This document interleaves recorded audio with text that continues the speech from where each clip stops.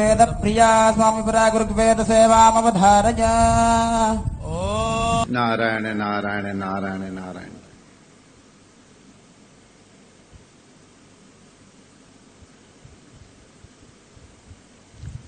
भगवान अंतर्यामी रूप से हर अंतःकरण में विद्यमान है।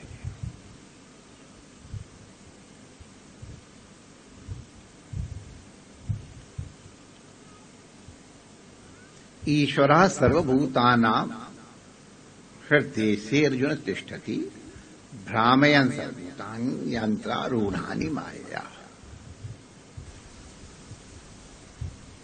भगवान की लीला से ही ये सब हो रहा है। ये ही हमको समझना चाहिए। भगवान अंतर्यामी रूप से हम सबको प्रेरणा देते हैं। इतना सर्वसमर्थ हमारे अंतःकरण में बैठा है, हम उसके साथ संबंध का अनुभव नहीं करते हैं, इसीलिए बंधे हैं, इसीलिए दुखी हैं।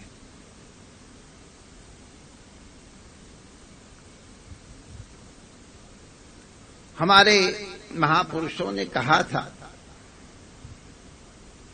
उनसे पूछा गया कौन सा कर्म उचित है, कौन सा कर्म अनुचित है।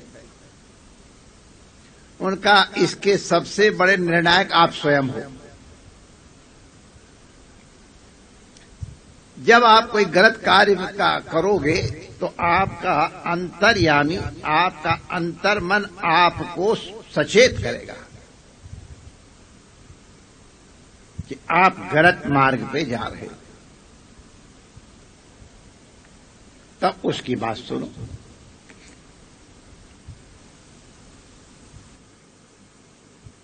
जब वो कहे कि हां तुम उचित मार्ग पे चल रहे हो तो उसको उत्साह पूर्वक करो।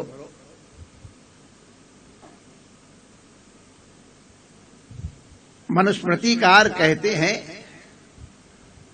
कि अंतर में बैठे हुए परमात्मा के साथ जिसका संबंध बन गया है, उनकी आज्ञा में, उनकी इच्छा में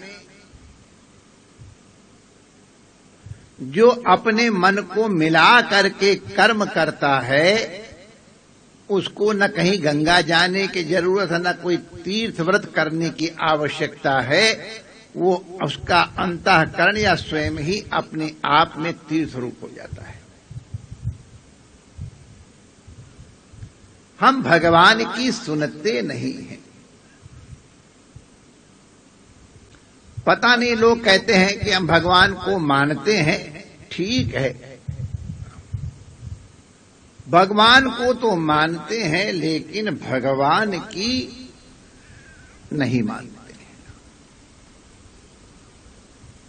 जो भगवान की नहीं मानता है वो फिर भगवान को भी नहीं मानता है। कल हम लोगों ने कर्म के संबंध में एक विचार किया था, उसका केवल स्मरण कराएंगे, फिर और विचार किसी अन्य समय। कि पहले जब हम कोई कर्म कर रहे हैं तो इस कर्म का उद्देश्य क्या है, ये हमको मालूम होना चाहिए। इसके हम करने के अधिकारी हैं या नहीं है, इसका हमको भान होना चाहिए। इस कर्म के करने के लिए क्या क्या हमको सामग्री चाहिए, उसका ज्ञान होना चाहिए।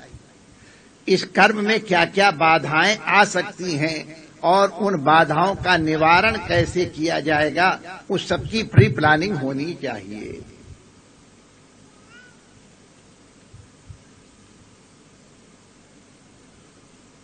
फिर इस कर्म का हमारे साथ संबंध क्या है, इसका भी हमको भान होना चाहिए।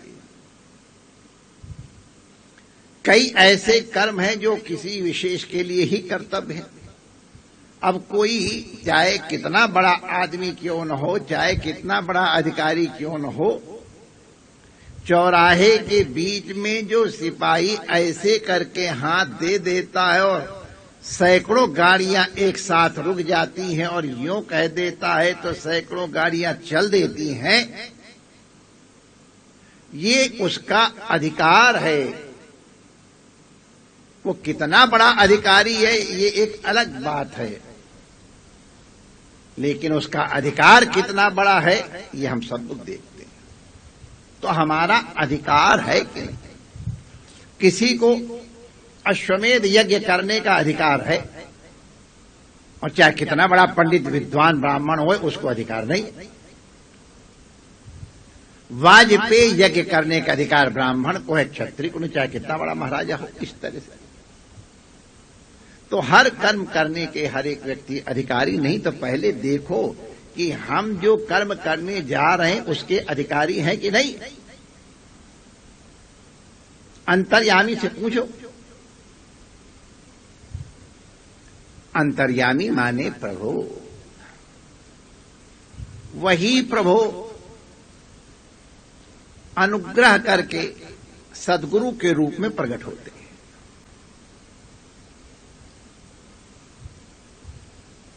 तद्विधि उनसे पूछो क्या करना है, क्या नहीं करना है, कैसे करना है।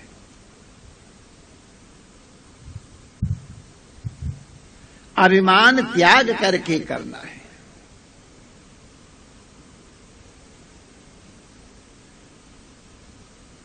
एक बार एक बहुत बड़े सेठ जी थे,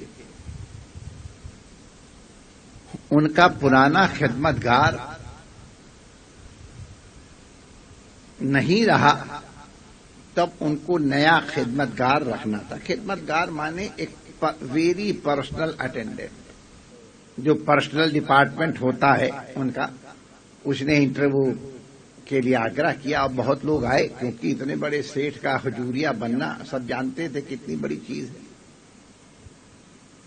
तो उन लोगों ने पर्सनल डिपार्टमेंट में कुछ नीचे करके और फिल्टर कर दिया लोगों को। एक 10 लोगों को देखा, हाँ ये ठीक है, तो सेठ ने कहा ठीक है, उनका फाइनल इंटरव्यू मैं लूंगा। तो सेठ जी का, अब कितने बुद्धिमान होते सेठ लोग, ये तो फिर लोग जानते ही हैं। कई बार ऐसे बेवकूफ जैसे दिखाई पड़ते, लेकिन बेवकूफ बन के दूसरे को बेवकूफ बना देते। तो इंटरव्यू शुरू हुआ। आओ भाई, क्या नाम तुम्हारा? हमारा ये नाम है। क्या करने आए हो? हमारा नौकरी करने आया हूं। ठीक है, जाओ। दूसरा आया, क्या नाम है? ये नाम है। क्या करने आए हो? काम करने आया हूं सरकार। अच्छी बात, जाओ। तीसरा आया, क्या करने आए हो? मालिक आपकी सेवा करने आया हूं। अच्छा, जाओ एक लोटा पानी ले आओ। जो नौकरी करने आए थे, काम करने आए थे, उनसे कुछ नहीं पूछा। जिसने कहा सेवा करने आए हैं, उससे कहा जाओ एक लोटा पानी ले आओ। एक लोटा पानी लेके आया, फेंक दो, फेंक दिया। क्यों फेंका? आपने कहा था इसलिए फेंक दिया। अच्छा ठीक है, जाओ। फिर एक व्यक्ति आया, क्या नाम है? ये नाम है। एक लोटा पानी लाओ। उसने सोचा शायद वो लोटा ठीक से मांजा न होगा, ठीक से लाए, तो मांझ गूंज करके हाथ में ऐसे बढ़िया रखे जल लाया। फेंक दो, फेंक दिया। क्यों फेंका? मालिक आपने कहा था, फेंक दिया है। ठीक है। एक और आया, क्या नाम तुम्हारा? जी हमारा नाम ये है। क्या करने आए हो? मालिक आपकी सेवा करने का भाग्य मिलेगा इसलिए आया हूं। जाओ एक लोटा पानी ले आओ। ले आया, फेंक दो, फेंक दिया। क्यों फेंका? हुजूर गलती हो गई, मैं अभी दूसरा लोटा लेके आता हूं, माफ किया जाए। हो जाओ, बस हो गया, तुम नियुक्त हो गए।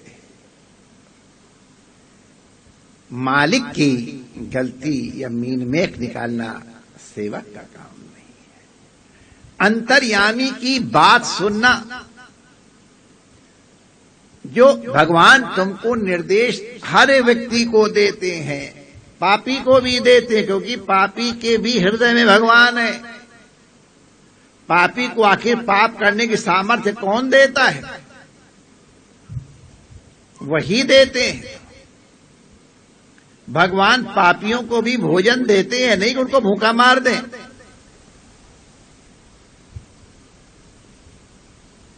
पापियों पुण्यात्मा में यही अंतर है। पापी अंतःकरण की बात माने अंतर्यामी की बात नहीं सुनता है, पुण्यात्मा अंतर्यामी की बात सुनता है, परमात्मा की सुनता है। हमारे संत कहते हैं जो तुम्हारा अंतःकरण कहे कि ये सही है वो करो, लेकिन उसमें किसी प्रकार का मोह नहीं होना चाहिए, किसी तरह का लोभ नहीं होना चाहिए। इसलिए बुद्धि भी सावधान। बुद्ध युक्तो जहाती है उभे सुकृत दुष्कृते। बुद्धि सावधान हो, मन लिपाए मान न हो, इंद्रियां विषयासक्त न हो, ऐसा व्यक्ति ही अंतःकरण की बात सुन समझ सकता है। वरना तो फिर अपने अनुसार व्याख्या कर लेगा, अपने मन को बरगला लेगा। हम प्रायः कहते हैं धोखा देना बहुत बुरी चीज है। किसी को धोखा न दो, जानबूझ के तो मत दो, लेकिन चलो तुष्यत दुर्जन न्याय न, दुनिया को धोखा दो, लेकिन कम से कम अपने लिए ट्रू बने रहो, अपने आप को धोखा मत दो। अगर आप अपने आप को धोखे में नहीं डालोगे तो भी संभलने का, बचने का और कल्याण के पथ पे चलने का बहुत कुछ भरोसा किया जा सकता है। अंतर्यामी का अनुसरण करो और फिर इसके बाद कर्म करो, जिसके विषय में हम लोग चर्चा कर रहे थे कि उसकी 4 प्रकार से परीक्ष हम कर्म में अगर संलग्न होंगे तो वो योग बन जाएगा।